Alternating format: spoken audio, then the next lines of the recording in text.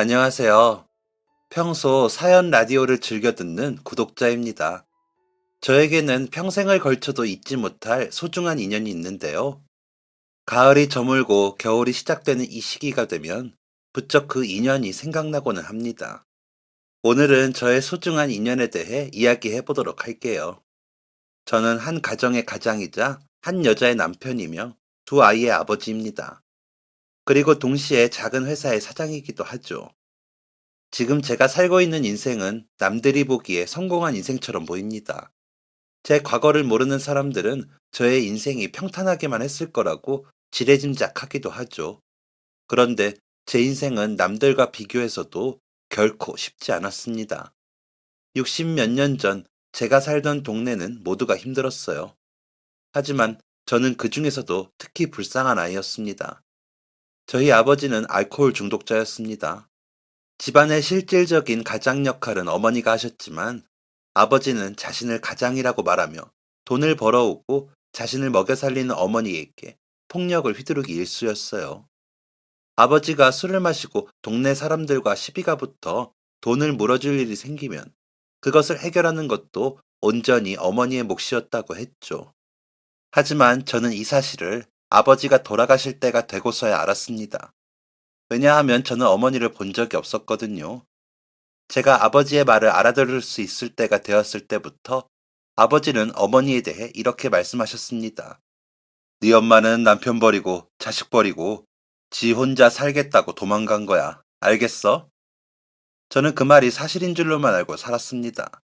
17살이 될 때까지 말이죠. 그런데 아버지가 갑자기 쓰러지셨던 날, 아버지는 생사의 갈림길에서 숨겨두었던 사실을 밝히셨습니다. 아버지의 말은 정말 충격적이었어요. 어머니는 저를 버리고 도망간 분이 아니었습니다. 심각한 난산으로 인해 저를 낳다가 돌아가신 것이었죠. 평생 동안 원망해왔던 어머니가 사실 나를 낳다가 돌아가셨다는 것을 안 순간 저는 밀려오는 죄책감에 숨조차 쉴 수 없었습니다. 그래서 세상을 떠나기 직전인 아버지에게 통곡하며 물었어요. 대체 왜 그런 거짓말을 하신 거예요? 하지만 아버지는 제 말에 대답하지 못하셨습니다.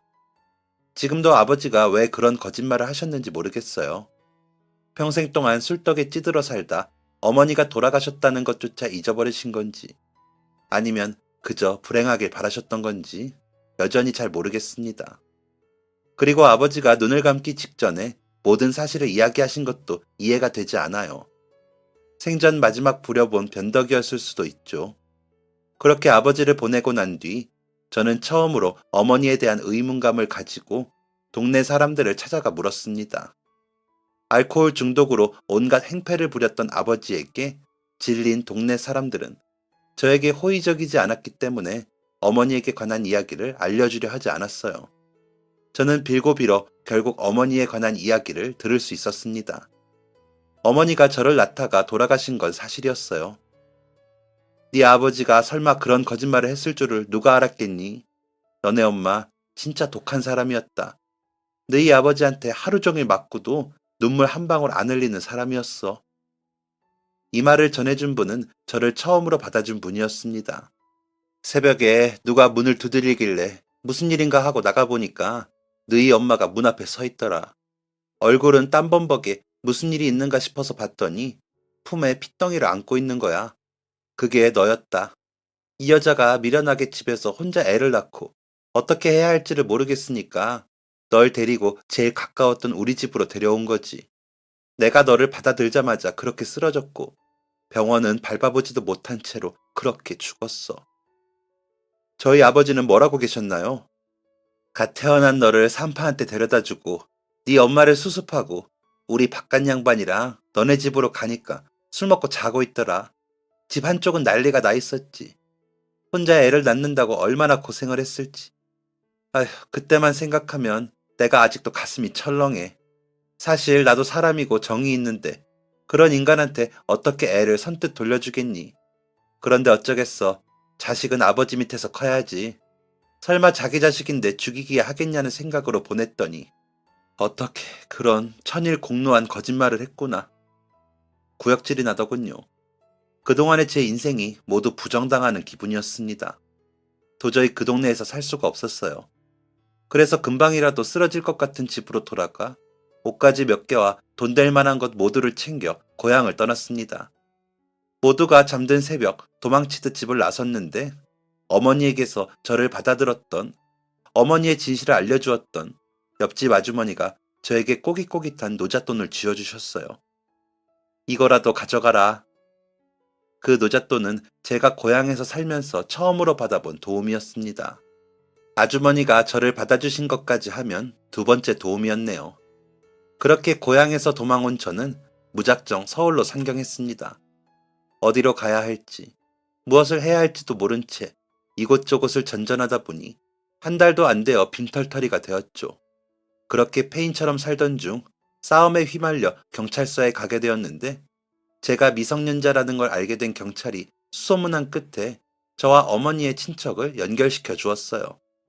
그 친척분은 어머니에게 큰 관심이 없으셨지만 사람 도리는 해야 한다며 저에게 작은 단칸방을 구해주셨습니다.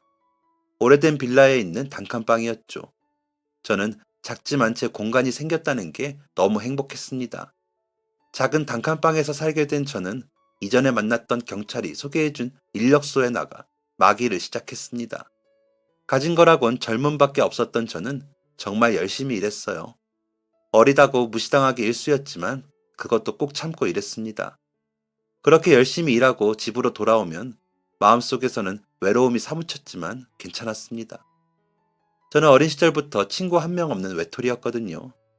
외롭긴 하지만 익숙한 상황에 적응하며 저는 그렇게 하루하루를 살아갔습니다.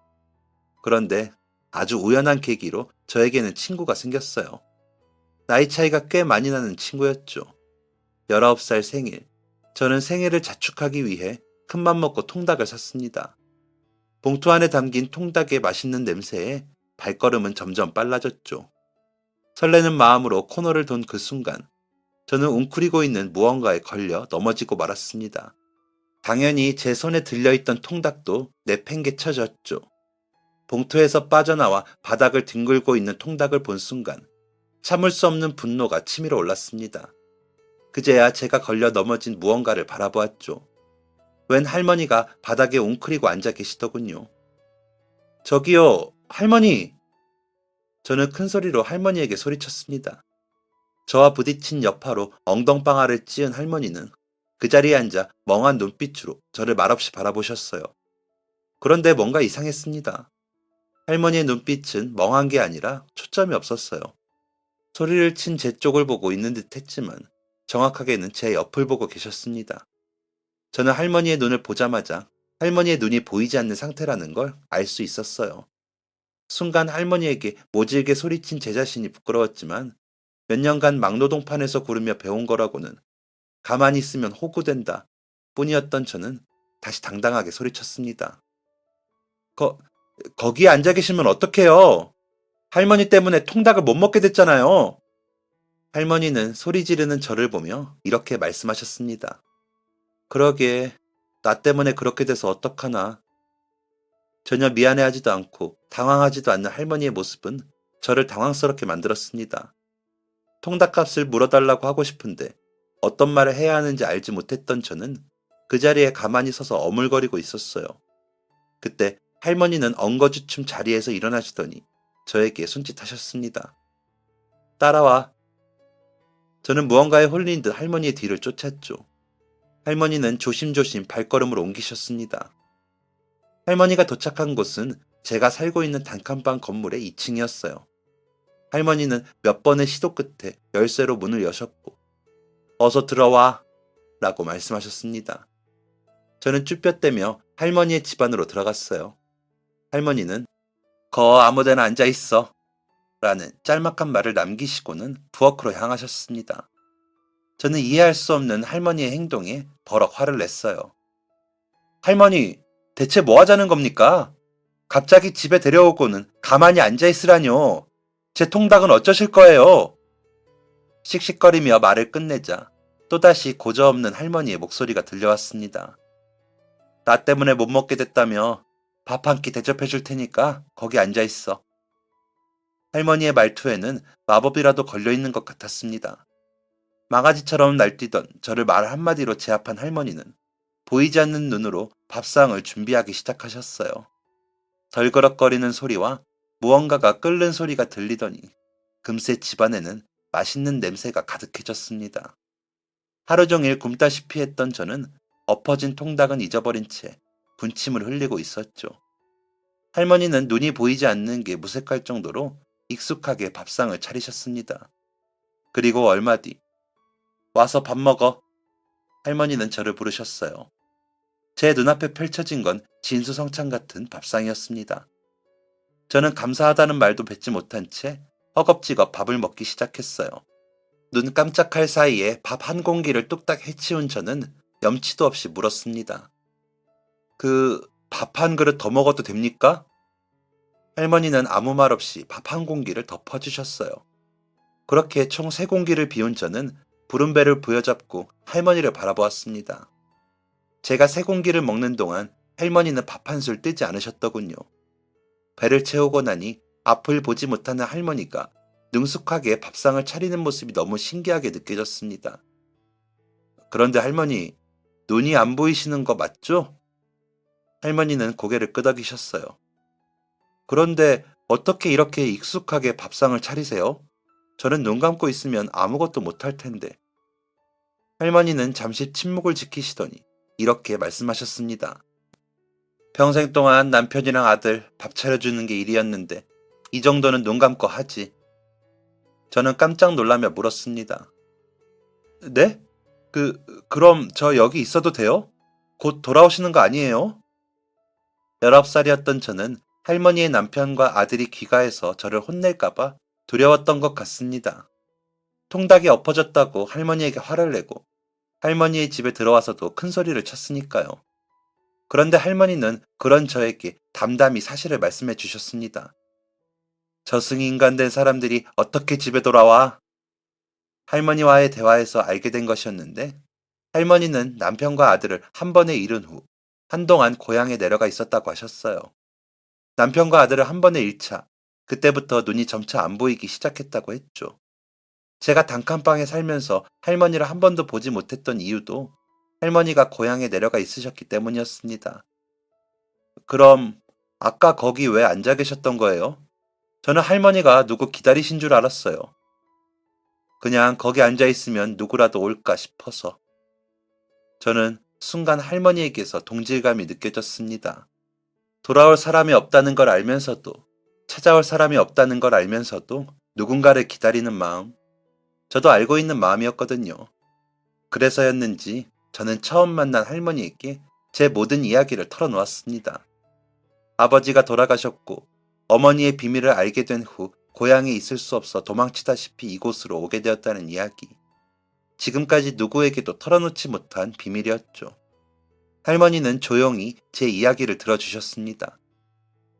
그리고 아까 통닭 엎어져서 화낸 거 죄송해요. 사실 오늘이 제 생일이거든요. 자축하려고 큰맘 먹고 산 거였는데 못 먹게 돼서 순간 화가 났나 봐요. 할머니한테 화낼 게 아니었는데 제가 조심하지 못해서 통닭을 엎어놓고 화내서 죄송해요. 괜찮으시냐고 묻는 게 먼저였어야 했는데. 오늘이 생일이야? 네. 지금까지 한 번도 챙겨본 적 없는데 여기 오니까 다들 생일은 꼭 챙기더라고요. 그래서 저도 챙겨보고 싶었어요. 할머니는 조용히 일어나 방 안으로 가셨습니다. 그리곤 부스럭거리는 소리와 함께 종이 가방 하나를 들고 나오셨어요. 자, 이거 가져가. 이게 뭐예요? 생일 선물. 할머니가 건네신 종이 가방 속을 보니 저에게는 조금 큰 외투 하나가 나왔습니다. 보자마자 알 수 있었어요. 이건 할머니 아들 주려고 사신 거죠? 장에 나갔는데 우리 아들 주면 딱이겠더라고. 1년 넘게 주인을 못 찾고 있었는데 이렇게 주인을 찾아주게 됐네. 재수 없을 것 같으면 그냥 두고 가도 돼. 네? 재수가 없기는 왜 없어요? 죽은 사람 줄 물건이었으니까 그럴 수도 있지. 저는 눈이 보이지 않는 할머니 앞에서 세차게 고개를 저으며 말했습니다. 그렇게 생각 안 해요. 그런 거 다 미신이에요. 저는 처음으로 받아본 생일 선물에 뛸 듯이 기뻤습니다. 할머니는 그제야 옅은 미소를 띠셨어요. 고맙네. 그게 발에 치일 때마다 아들이 생각나서 너무 힘들었어. 차마 버리지는 못하겠고 총각이 가져가서 잘 입어줘. 그리고 오늘 통닭 쏟게 만들어서 내가 미안하네.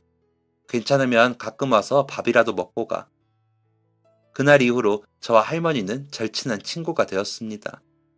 함께 밥을 먹고 할머니의 인생 이야기를 듣고 하루 동안 있었던 이야기를 나누고 평범한 가족의 저녁이란 이런 것이구나 라는 생각이 저절로 드는 시간들이었습니다. 그런데 어느 날 잠을 자고 있는데 매캐한 냄새가 나더군요. 일어나 보니 눈을 뜨지 못할 정도로 집안 전체에 연기가 가득 차 있는 게 보였습니다. 저는 급하게 입과 코를 막고 집문을 열었어요. 그런데 집문은 잘 열리지 않았습니다. 무언가가 쓰러져 집문을 막고 있는 것 같았어요. 저는 급하게 창문을 열고 소리쳤습니다. 살려주세요! 밖을 보니 이미 많은 사람들이 나와 제가 살고 있는 건물 밖에서 서성이고 있더군요. 창문을 열고 뛰어내리기라도 해야 하나? 라는 생각으로 발을 동동거리고 있는데 멀리서 소방차가 오는 게 보였습니다. 저는 소방차에서 내려 달려오는 소방대원들에게 소리쳤어요. 저희 집이요. 문 앞에 뭐가 걸렸는지 문이 안 열려요. 문 좀 열어주세요. 저 좀 살려주세요. 소방대원들은 순식간에 집 안으로 진입했고 저를 밖으로 빼내 주었습니다. 그런데 그 순간 갑자기 건물의 불길이 치솟는 게 보였어요. 저는 서둘러 사람들 사이를 살폈습니다. 아무리 살펴봐도 할머니가 보이지 않았어요. 할머니가 탈출하지 못한 것이었죠. 가뜩이나 앞도 안 보이는 분이 이 상황에서 어떻게 나올 수 있을까? 라는 생각이 머리를 스치자마자 몸이 먼저 반응했습니다. 저는 옆에 있는 양동이의 물을 온몸에 끼얹고는 곧장 건물 안으로 뛰어들어갔어요. 누군가는 잡아! 라고 소리쳤지만 제가 한 발 빨랐습니다. 저는 불에 타고 있는 계단을 지나 2층으로 도착했고 열기에 뜨거워진 손잡이를 부수다시피 하며 할머니의 집안으로 들어갔습니다. 다행히 불길이 할머니 집안까지는 들어오지 않아 아주 위험한 상황은 아니었지만 이미 매캐한 연기가 할머니의 집안을 가득 메우고 있었어요. 연기 때문에 흐려진 시야로 할머니의 방문을 열었는데 할머니는 자리에 안 계셨습니다. 뭐지? 밖으로 이미 나가셨나? 나가다가 어디서 쓰러지셨나? 라는 수십 가지 걱정이 떠오른 그 순간 부엌 근처에서 으 하는 신음소리가 들렸습니다. 그곳에는 할머니가 쓰러져 계셨어요. 식탁에는 제가 평소 좋아하는 반찬들이 놓여 있었죠. 저는 쓰러져 있는 할머니를 안고 건물 밖으로 나갔습니다. 밖으로 나오니 건물의 불길은 거의 잡힌 상태였고 제가 할머니를 안고 건물에서 나오자 소방대원들이 일제히 저를 향해 뛰어왔습니다. 할머니와 저는 곧바로 병원으로 이송됐어요. 이송 과정에서 또 이런 일이 있으면 안 되겠지만 이럴 때는 소방관들에게 맡기셔야 해요. 아무것도 없이 그렇게 들어갔다가 잘못되기라도 하면 어떡합니까? 할머니가 걱정되는 마음은 이해하지만 절대 그러시면 안 돼요. 선생님, 정말 큰일 날 뻔하셨어요. 저는 머쓱하게 웃으며 죄송합니다. 를 반복했습니다. 그래도 용감하셨습니다. 가족을 위해서 몸을 날리는 모습 저희한테도 아주 감동적이었어요. 네? 가족이요? 네, 할머니 아니십니까? 아, 그냥 이웃이에요, 이웃. 네? 그냥 이웃을 위해서 목숨을 걸고 불길 안으로 들어갔다고요? 피로 이어진 가족도 아닌 이웃을 위해 몸을 던진 저의 이야기는 소방관들의 입을 옮겨가며 부풀려졌고 태어났을 즈음 저는 동네의 스타가 되어 있었습니다. 경미한 화상을 입었을 뿐인데 신체에 보이지 않는 곳에 심각한 화상을 입었다는 둥, 할머니를 모시고 나오자마자 의식을 잃고 쓰러졌다는 둥, 평소 거동이 어려운 할머니를 극진히 모셨다는 둥, 할머니가 저를 양자 삼았다는 등의 이야기가 돌고 있었죠. 어느 정도는 사실이었지만 부풀려진 게 더 많은 소문에 저는 한동안 부끄러움으로 고개를 들지 못하고 다녔습니다. 할머니는 연기를 너무 많이 마셔서 한동안 병원 신세를 지셔야 했어요. 저는 매일같이 할머니의 병실로 찾아가 할머니를 간호해 드렸습니다. 그럴 때면 병실에 있는 사람들이 손자를 참 잘 뒀네. 아휴, 우리 손자는 할머니 냄새 난다고 가까이 오지도 않던데. 복 받았네. 복 받았어.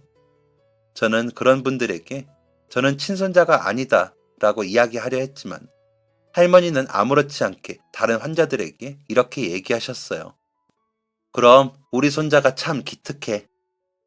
여전히 허공을 바라보며 말하는 할머니의 손은 제 손 위를 덮고 있었습니다. 그렇게 할머니가 병실에 계시는 동안 저와 할머니는 진짜 가족으로 거듭나게 되었어요. 할머니가 퇴원을 하고 집으로 가는 날, 할머니는 지팡이가 아닌 제 손을 잡고 계셨죠. 그 후로 저와 할머니는 사는 집만 다를 뿐 정말 가족처럼 지냈습니다. 명절을 함께 보내고 저는 할머니 가족들의 기일도 챙겼어요. 어디선가 배운 효도를 할머니에게 했던 것 같습니다.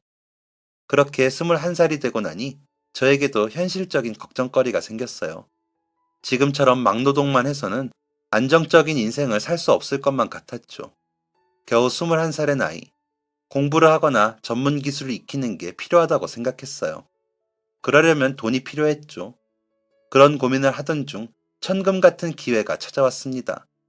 야, 너 한 번에 큰돈 벌어볼 생각 없냐? 딱 2년만 일하면 한국 가서 뭐라도 할 수 있을 거야. 제가 일하던 인력소 소장님의 말이었습니다. 그런 기회가 있어요? 저는 의심스러운 눈초리로 물었죠. 소장님은 그럴 줄 알았다는 표정을 지으며 설명을 덧붙이셨습니다.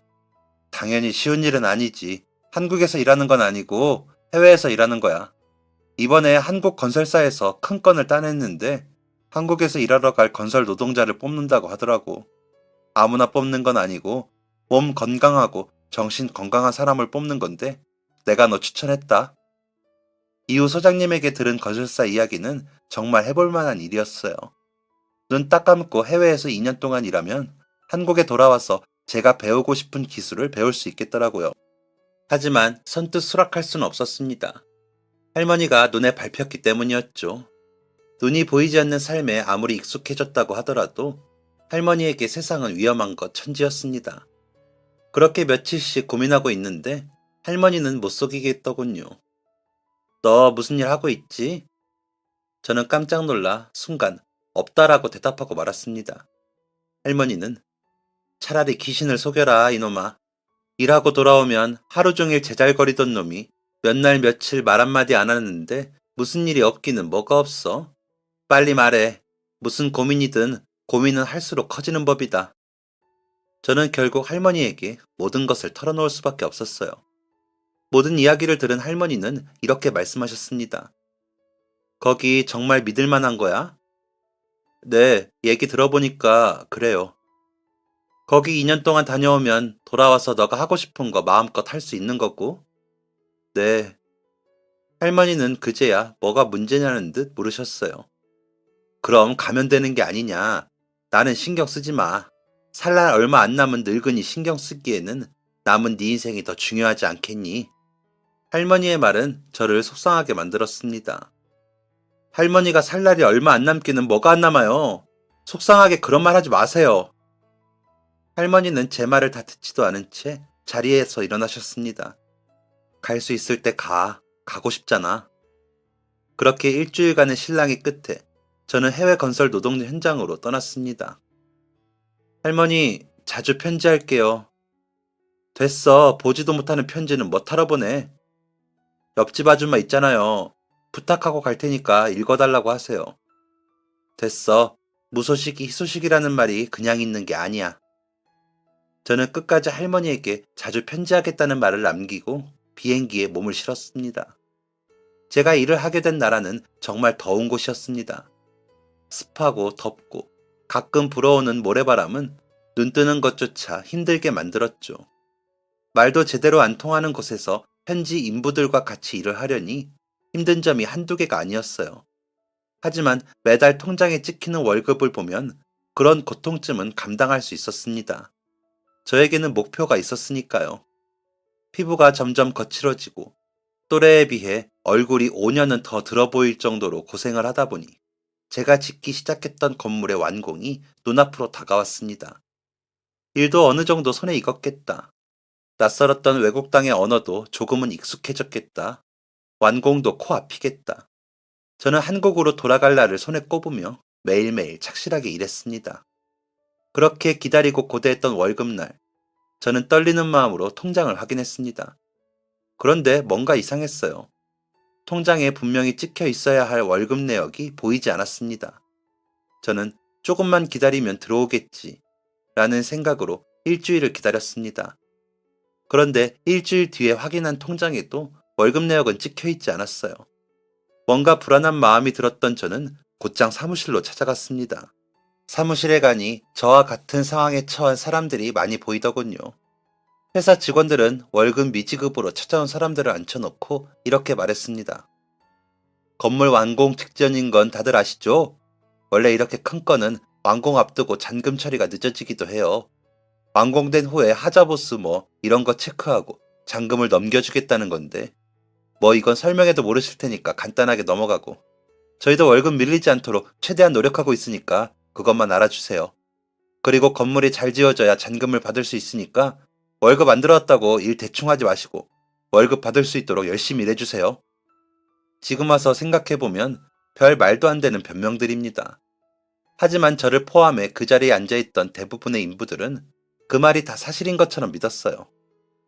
지금까지 월급 한 번 안 밀렸는데 설마 월급이 안 들어오겠어? 라는 아니란 생각도 없진 않았죠. 그런데 사실 제 마음 한편은 타들어가고 있었습니다. 사실 저를 이곳으로 불렀던 사장님이 2주 전 회사 재정에 작은 구멍이 생겼다고 그동안 받은 제 월급의 3분의 1을 빌려가셨거든요. 사장님은 저에게 이렇게 말씀하셨습니다. 다른 사람들은 받은 월급을 다 가족들한테 보내서 돈이 없대. 그런데 최 씨는 가정도 없고 모은 돈 많을 거 아니야. 회사 운영하다 보면 가끔 이렇게 급한 돈이 필요할 때가 있어. 내가 오죽하면 밑에 딸린 식구한테 돈을 빌리겠어. 나도 해외에서 일하는 건 처음이라 미처 생각하지 못한 부분에서 문제가 생겼어. 이번 한 번만 도와주면 내가 딱 2배로 갚을게. 사장님을 못 믿는 건 아니지만 그 돈이면 제가 여기서 번 돈의 3분의 2인데요. 그리고 저도 가족 있어요. 한국에 계신 할머니한테 많지는 않지만 다달이 돈 보내드리고 있고요. 사장님은 우물쭈물거리는 제가 답답했는지 큰 소리를 치며 이렇게 말씀하셨습니다. 내가 딱 2배로 갚는다니까. 이만큼 버는 것도 힘들었잖아. 나한테 눈 딱 감고 돈 한 번 빌려주면 지금까지 생고생해서 번 돈을 또 벌 수 있는데 이렇게 좋은 기회를 놓칠 거야. 최 씨, 젊은 친구가 똑똑한 줄 알았더니 그것도 아니었나 보구먼. 저는 흔들리기 시작했어요. 세상에 쉽게 벌 수 있는 돈은 없다는 걸 몸으로 배웠으면서 바보같이 흔들렸던 것이죠. 2배로 갚아줄게 라는 말이 저를 흔들었습니다. 그래서 이틀 정도 고민한 후 사장님에게 돈을 빌려드렸어요. 돈을 받은 사장님은 이 말을 남기셨습니다. 그런데 나한테 돈 빌려줬다는 얘기 다른 사람들한테는 하지 마. 알겠지? 다들 2배로 돌려받는다고 앞다투면 나도 곤란해지니까. 그리고 사장이 밑에 사람한테 돈을 빌렸다는 얘기가 알려지면 피차 혼란스럽잖아. 저는 이 말을 들었을 때 뭔가 잘못 돌아가고 있음을 눈치챘어야 했어요. 다시 돌아가서 입금이 미지급된 그날 화를 내는 사람도 있었지만 언젠가 들어오겠지 뭐. 일하다 보면 이런 일도 있는 거야. 라는 생각을 하는 사람도 많았습니다. 하지만 저는 그렇게 쉽게 생각할 수가 없었어요. 불안감에 잠도 자지 못하는 날들이 늘어났습니다. 그렇게 2달 정도가 흘렀을 때 기어이 사건이 터지고 말았어요. 새벽 내내 잠에 들지 못하다가 겨우 눈을 붙였을 때였습니다. 쾅쾅쾅. 누군가가 거칠게 제 숙소문을 두드렸습니다. 나가요! 저는 급하게 옷을 주워 입고 문을 열었죠. 문을 여니 상기된 표정으로 문 밖에 서 있는 김씨 아저씨가 보였습니다. 아저씨, 무슨 일? 김씨 아저씨는 제 말이 끝나기도 전에 제 어깨를 말아쥐고 소리쳤습니다. 송 사장, 그 버러지 같은 놈, 도망쳤어! 저는 김씨 아저씨의 말이 이해되지 않았습니다. 그게 무슨 말씀이세요? 송 사장, 그 인간이 우리 돈 싹 들고 혼자 날랐다고. 회사 돈도 싹 빼서 날랐대. 어디로 간지도 모르겠대. 하늘이 노래지고 제 주변을 둘러싼 공기가 저를 짓누르는 듯 했습니다. 순간 다리에 힘이 풀리는 느낌이 들었어요. 그럼 제 돈은요? 김씨 아저씨는 제 말에는 귀를 기울이지 않은 채 격분한 상태로 말했습니다. 이 인간 같지도 않은 놈, 돈 좀만 빌려주면 2배로 갚는다고 해서 있는 돈 없는 돈 끌어다가 빌려줬더니 그 돈을 다 가지고 도망을 쳐? 제 눈은 휘둥그레졌습니다. 설마 김씨 아저씨도 송 사장한테 돈 빌려주셨어요?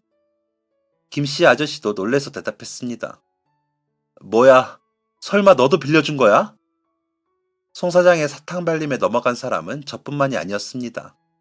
송 사장에게 돈을 빌려준 사람은 저와 김씨 아저씨를 포함해 수십 명이 넘었어요.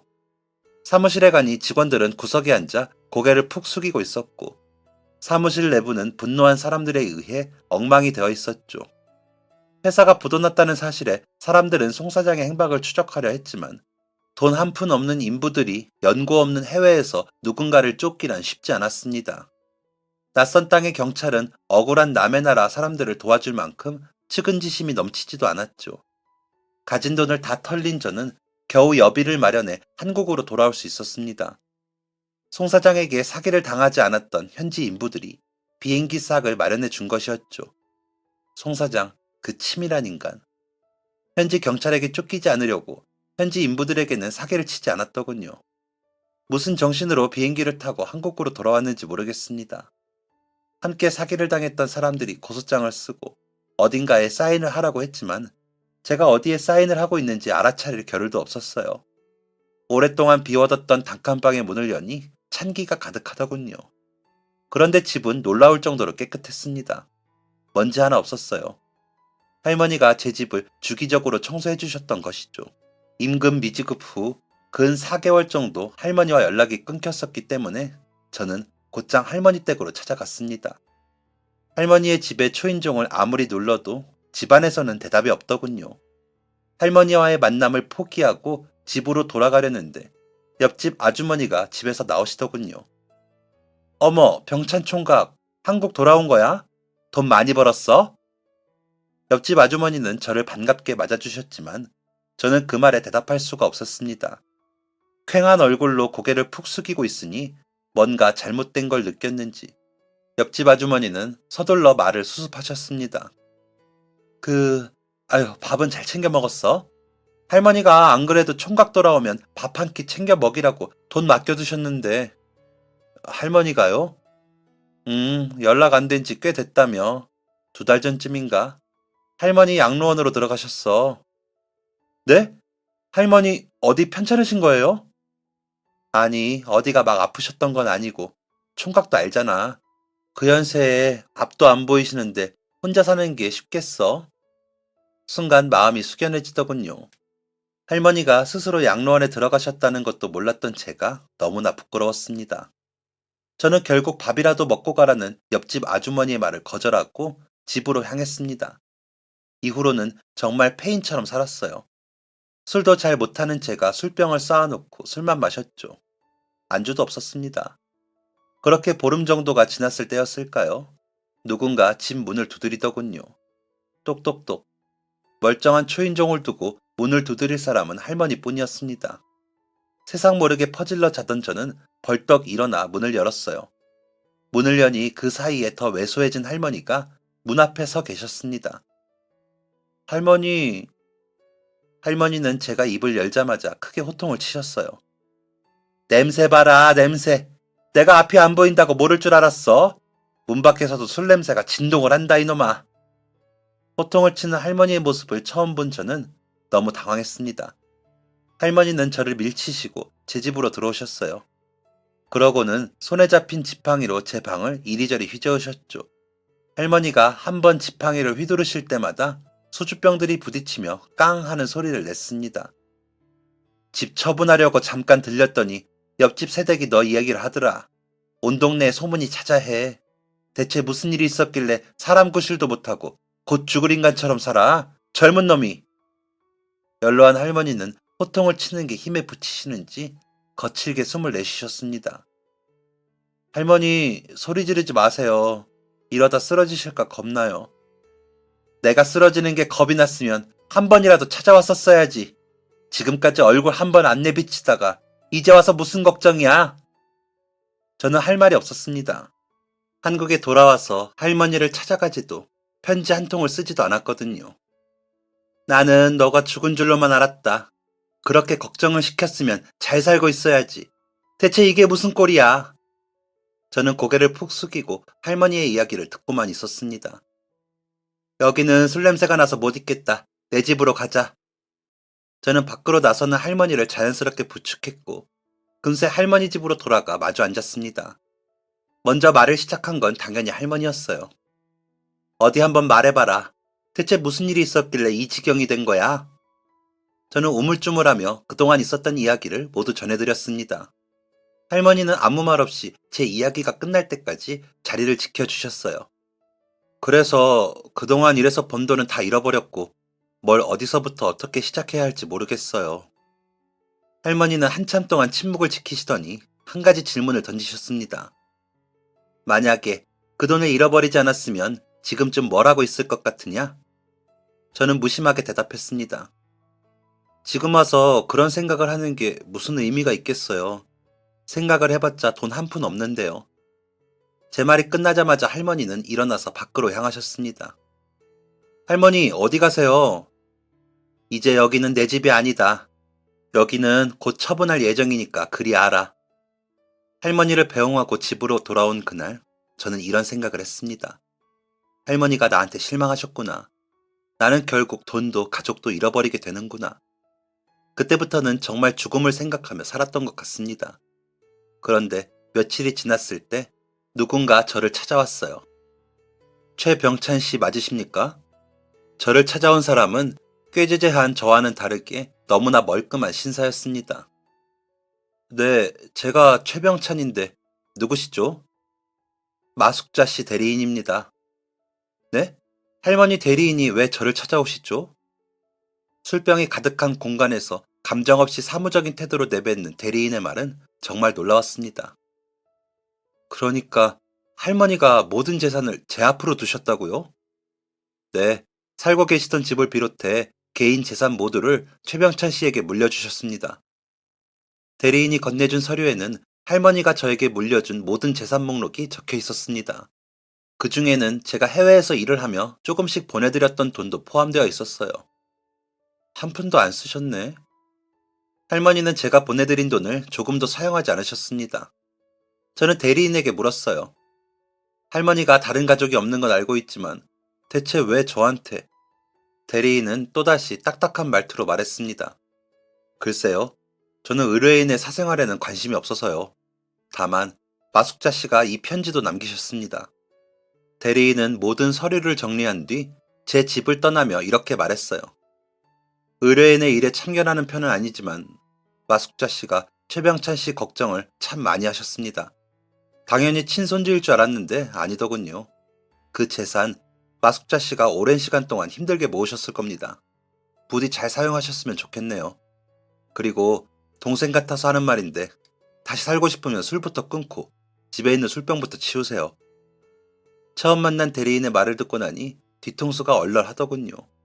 곧장 들어가서 세수를 하고 거울을 보는데 거울 속의 제 모습에 돌아가신 아버지의 얼굴이 겹쳐 보이는 듯 했습니다.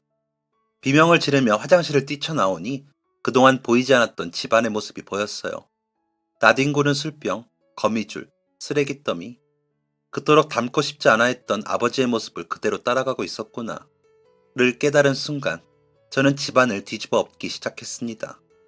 집을 청소하고 몸을 깨끗이 하고 나니 어느새 동이 떠오르고 있더군요. 저는 그제야 자리에 앉아 할머니의 편지를 뜯어보았습니다. 편지 안에는 아주 짤막한 글이 써져 있었어요. 남편을 잃고 나니 남편의 소중함을 알게 되고, 자식을 잃고 나니 자식의 소중함을 알게 되고, 눈을 잃고 나니 눈의 소중함을 알게 되더구나. 너는 나처럼 다 잃고 나서야 소중함을 깨닫지 말아라. 누군가에게 대신 쓰여졌을 그 편지. 그 짤막한 편지를 읽고 얼마나 울었는지 모릅니다. 겨우 진정하고 생각해보니 시궁창 같고 순탄하지만은 않은 인생이었지만 저에게도 자랑할 만한 무언가가 있더군요. 누군가는 절대 얻지 못할 젊음, 누군가는 간절히 바랄 건강한 신체. 이제 보니 못할 게 없어 보였습니다. 그렇게 저는 할머니를 찾아가기로 마음먹었어요. 할머니가 주신 재산 없이 일어서 보겠습니다. 라는 말을 당당히 남기고 할머니에게 감사 인사를 드리려고 했죠. 그런데 할머니의 행방은 찾을 수 없었습니다. 예전에 계셨던 양로원을 나가 다른 곳으로 옮기셨다고 하는데 그 누구도 할머니의 행방을 알지 못했어요. 대리인에게도 연락을 해봤지만 원하는 대답을 얻지 못했습니다. 저는 결국 할머니를 찾지 못했어요. 그리고 모든 재산을 저에게 물려주신 할머니의 결단을 헛된 것으로 만들지 않기 위해 최선을 다해 살았습니다. 그렇게 8년이 지나고 나니 저는 어느 정도 자리를 잡은 상태였습니다. 그 사이에 아름다운 여인을 만나 결혼도 했죠. 직원 2명을 둔 작은 회사의 사장이 된 저는 그날도 어김없이 할머니 집을 청소하기 위해 오래된 빌라로 향했습니다. 일 때문에 바빠 아주 오랜만에 방문한 것이었죠. 차에서 내리니 옆집 아주머니가 저를 반기더군요. 아이고, 최 사장, 오랜만이야. 저는 옆집 아주머니와 이런저런 이야기를 나누었습니다. 그러던 중 아주머니가 조심스럽게 이야기를 꺼냈어요. 그런데, 무슨 말씀을 하시려고 이렇게 뜸을 들이세요? 이 주변 지역 재개발된다던데, 설마 이 집도 재개발되는 건가요? 아니, 그런 소식은 아직 없고, 그게 말이야, 마숙자 할머니 있잖아. 돌아가셨대. 저는 너무나 놀랐습니다. 여전히 수소문하고 있는 할머니의 행방을 이런 식으로 듣게 될 줄은 몰랐어요. 나는 어제 소식 듣고 다녀왔어. 장례식장 가기 전에는 무조건 최 사장한테도 전해줘야지 싶었는데, 다녀오고 나니까 말을 전해주는 게 맞나 고민되더라. 당연히 말씀을 해주셔야죠. 장례식장이 어딥니까? 옆집 아주머니에게 이야기를 들은 저는 급하게 장례식장으로 차를 몰았습니다. 차로 4~5시간 걸리는 거리에 위치한 장례식장이었어요. 무연고자로 장례가 진행되고 있더군요. 저는 장례식장에 발을 딛자마자 옆집 아주머니가 왜 말을 전해주길 꺼려했는지 그 이유를 알 수 있었습니다. 할머니의 장례식장에는 파리만 날리고 있었어요. 울어주는 사람도, 마지막 가는 길을 배웅해주는 사람도 없었죠. 눈물이 차올랐습니다. 저에게 모든 것을 전해주고 살아갈 힘을 주신 할머니의 마지막이 이렇게 초라하다니. 저는 곧장 주변 지인들에게 연락을 돌렸고 장례가 마무리될 때까지 상주 역할을 도맡았어요. 급하게 처리해야 할 회사 일이 있었지만 저에게는 인간의 도리를 다하는 것이 더욱 중요했습니다. 저와 할머니의 이야기를 익히 듣고 할머니를 찾는 데 큰 도움을 주어왔던 아내도 저를 도와 장례를 마무리해 주었어요. 제 소식을 들은 지인들도 할머니의 마지막을 배웅하기 위해 찾아와 주었죠. 그렇게 할머니를 보내드리고 온 날 방 안에서 참 많이 울었습니다. 죄송스러운 마음과 이런저런 복합적인 감정이 얽힌 눈물이었죠. 아내는 그런 저를 찾아와 위로해 주었습니다. 1달 정도 우울했던 것 같아요. 하지만 그동안 이런저런 일을 겪으며 나름 성숙해진 저는 가정을 위해 얼른 우울감을 떨쳐버렸습니다. 그런데 얼마 뒤 아내가 조심스럽게 저에게 다가왔어요. 저기, 여보, 내가 괜히 기대할까봐 말 안 했는데 나 병원 가봐야 할 것 같아. 아내의 말을 듣는 순간 심장이 쿵쾅거리더군요. 사실 저와 아내는 결혼한 직후부터 아이를 갖기 위해 무던히 노력을 해왔습니다. 하지만 몇 번의 유산으로 깊은 상처를 가지고 있었죠. 저는 떨리는 마음을 애써 감춘 채 아내에게 물었습니다. 왜? 몸이 좀 그래? 응, 자꾸 피곤하고 속이 메스꺼리고 감기 기운이 계속 지속되는 것 같고 괜히 여보한테 기대감만 심어줄까봐 나 혼자 병원 가보려고도 했는데 나는 이제 병원 가는 게 무서워. 같이 가줄 수 있어? 무슨 그런 말을 해. 남편인데 당연히 같이 가줘야지. 내일 바로 가보자. 아내에게는 아무렇지 않은 척 말했지만 사실 제 심장은 세차게 뛰고 있었습니다. 병원에 도착해서 진찰을 받았는데 정말 놀랍게도 아내는 임신한 상태였어요. 하지만 저희 부부는 쉽게 기뻐할 수 없었습니다. 몇 번의 유산을 겪었으니까요.